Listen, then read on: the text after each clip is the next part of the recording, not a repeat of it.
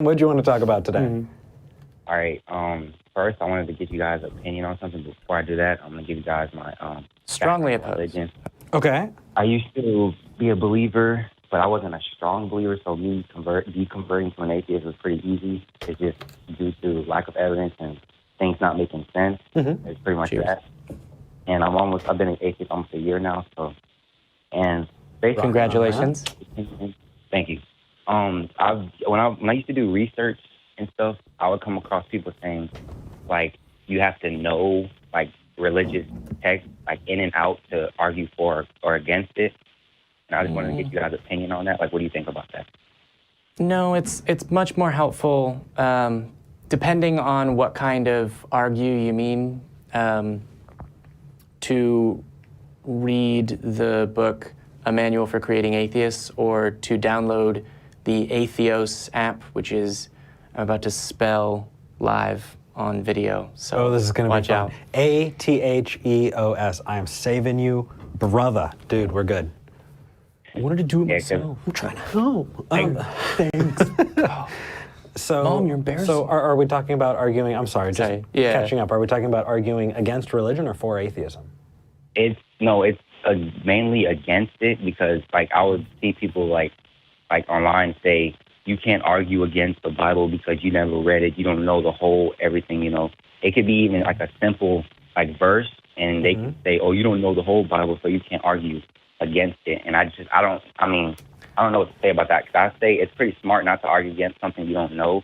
But that's true. I would say there are a couple of things. So recently I met an atheist activist, a former fundamentalist, very passionate. Actually, he's going to be in the ACA lecture series, but who was a former fundamentalist, knew the Bible inside and out. Presumably, his church was one of the ones that said, oh, that part where some kids mock a prophet of God for being bald, and then the prophet curses them and God sends a she-bear to literally rip them apart. That's a good thing. Presumably, his church was one of those. And he read Thomas Paine's Common Sense. Wow, that was... Anyway, no, you're good. Read Thomas Paine's Common Sense, and basically one of the things Thomas Paine wrote was like, okay, the Bible, but why should we trust the Bible? And that was enough to chip him away. So if you're in a position where you feel like you're not really willing to go toe-to-toe on Scripture, you can always go, okay, but why this Scripture, right?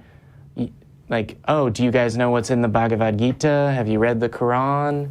Like, there's a whole lot more Jewish text than the Old Testament. The Talmud, right? So the book we've mentioned and the app, the Atheist app, is associated with the book. And both of those are the same method that Anthony Magnabosco uses. I'm just going to list, like, rapid fire a bunch of resources and then never come back to them, because that's helpful.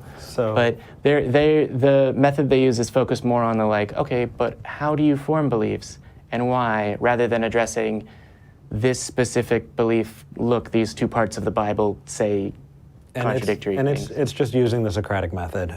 But are you more interested in diving right into it? Because I can give you a couple resources if you'd like. Yeah. Yeah, sure. Yeah? Skeptic's Annotated Bible. Yeah. Skeptic's Annotated Bible, absolutely. I have it on Kindle, and I have the physical version, and it's dog-eared, and I love it. And you can come to the ACA library and check one out. Yes, you can.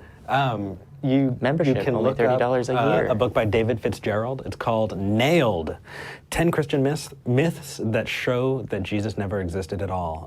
It has some really good info on the formation of the books in the New Testament and contextualizing books in the Old. You don't necessarily need to be a mythicist to get a good amount of information from it, so that helps. I would definitely being a person who believes that Jesus didn't exist. Yeah, that Jesus was never a actual character, an actual person. That he was legend and not, a wandering apocalyptic rabbi. I would advise that you head some people off at the pass if you want to talk to some apologists. It's getting really popular for people to say, oh, I just use exegesis and hermeneutics, and because of that, I know the will of God, and I know that if you drive down, and essentially what it is is it's going into the Bible and then it's pulling up what the original text was and translating it back, and then finding the best example of what they want to prove and saying, oh no, it really means this. And so Bart Ehrman is probably a good resource to look into for that. Yeah. He was fundamentalist and speaks those dead languages to understand the Bible. And really, the thing is if people want to say that they can use exegesis and hermeneutics, you can take that exact same test, do the exact same thing, and make it say the exact opposite. And so don't get bogged down by that. The Bible's a lot like that.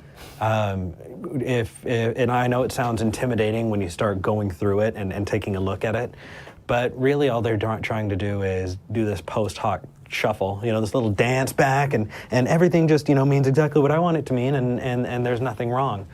So definitely check into that. The Bible's a really, really boring read. In any language. If you want to do it, dude, you're absolutely welcome to. Advice from somebody who had to learn it the hard way: you are not going to memorize the entire freaking Bible by reading it once. It's not going to happen. Yeah. I've read plenty of books, and I can tell you the general storyline of The Prisoner of Azkaban, but that doesn't mean that I can tell you what's on a certain page in a certain chapter of that Harry Potter book. Well, you just get the story. I mean. And so being able to speak to the story of it, being able to kind of have just that little bit of groundwork can really, really help if you want to have those conversations with people. Just don't expect it all to change in one go. Model the behavior that you want to see from them.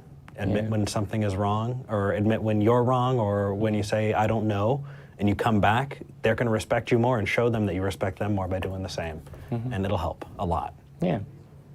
Just say it's an onion, for those of you that looked on our Facebook page. The topic is because I have a very short attention span when it comes to certain things, so I'm not a person who goes and reads the Bible. I just find it very boring. And even when I was a believer, I did not like going to church. I did not like reading the Bible. I was just, the person that believed. That was basically it. Yeah. Well, you're definitely the only person that's a believer that's like that. All the believers know their Bible and are totally okay with all the rape and pillage. Yeah. Hopefully my sarcasm scans. It scans. It scans. Okay. It scans. It's just so close. It's just. Yeah. A little bit. Yeah. What you said you had a two-part question. What was your second part? Yeah. Do you think I don't want to trample over it? Was that helpful for the first one? Yeah. Well, no, that was pretty much it. I just wanted this guy's opinion on. Right. Cool. Yeah. So I actually have just two little tidbits left, which is the Atheist app is just a series of short questions. I also kind of have a short attention span, and so I've been making myself deliberately read. We should do a Talk Heathen book club, but making myself deliberately read through some things. But the Atheist app is short little questions, and it's divided into levels and segments, so it's easy to, I'll do this for a couple of minutes and then leave it and then come back. So it's not long text that runs through it. That, and it's on a smartphone, so you can feel like you're playing Bubble Pop, whatever the latest version of Bejeweled that charges you money is called. So I got off in the weeds again. Yeah, but, you did. Yeah. Can we do that? Can we do that? Can we do a book club? Yes. Let me see my last will you read tidbit about first. next week? I have a list. I have a book for you. I played it up like I hadn't thought of this before, but I actually have books. But hold on, sorry, we're still on the. Eric, you always get way off into the weeds and distracted from the caller and just rambling on about other things that are unrelated, politics. So completely unrelated color. to him. We actually have a mute button. I can mute him now. That's not how it's a cough button. It's amazing. There are two of them. I can mute him as well. Oh, I love this. Okay. What he said when I muted him just now was, "Oh, I love this." Sorry. Oh, that's beautiful. Yeah. Right. But what I was going to say is, tase you. Okay. I'm blocking it. If they're very fundamentalist, no, evolution is poisoning people's minds. Of course, I don't believe in evolution, where people will tie their faith to that and take their religion very seriously. Those are the people that, if they think critically at all, when they deconvert, they flip entirely the other way and are very sort of passionate. They're like, oh, religious issues are important to me, ride or die. And so it's either they're for or against. There's no middle way. But one of the books that I found helpful as far as getting in that mindset and helping them get in that mindset is called Why I Believed. And it's basically just notes taken from the, weekly or more frequently journals of this fundamentalist who did the whole raising money, learning obscure languages that only 2 tribes in Africa speak, so that they could go and proselytize for years and do all of that, and they deconverted. And it's an interesting path through the mind of a fundamentalist believer, if nothing else. And it's called Why I Believed by author McLastname. And if that doesn't help, there are a ton of really awesome podcasts, because if the attention span won't last for the book, oh my gosh, just get a hold of us on Reddit, on Facebook, email us, and we can suggest a million and one podcasts that I don't know necessarily. And we're going to start a book club, so... Okay, yes, the first book, I'm announcing it. No. The Complete Heretic's Guide to Western Religion, Book 1, The Mormons. No. We'll talk about it next week. Jamie? No. One, you're trying to get me to read an entire book in a week, and I've got to move. 2, what's wrong with the Manual for Creating Atheists and going through it bit by bit? Or 3, if we want to cater to an American audience specifically, Fantasyland is amazing as a book, and I'm in midway through it. However, one thing that I think we need to do is, hey, Adam, are you still there even? Yeah. Okay, cool, thanks. You say you have a short attention span. You're doing fantastic. But you just stayed on the line for, all right, cool. Well, yeah. Anything else? No, that's all it. All right, thank cool. you. Well, thank you for calling in and patiently waiting for us to bumble around and hopefully answer your questions. Listening in on our conversation that we have every week. Thank you. Call us back. Tell us how that worked. Yeah.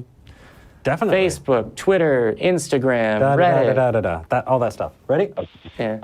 I mean, if you wanted us to actually say the names of those, we could do that as well. I'm worried we're overplugging it. Are we overplugging it? Yeah, we're overplugging it. There's too many plugs. Adam, it'll start a fire. Peace out, man. We'll talk to you later.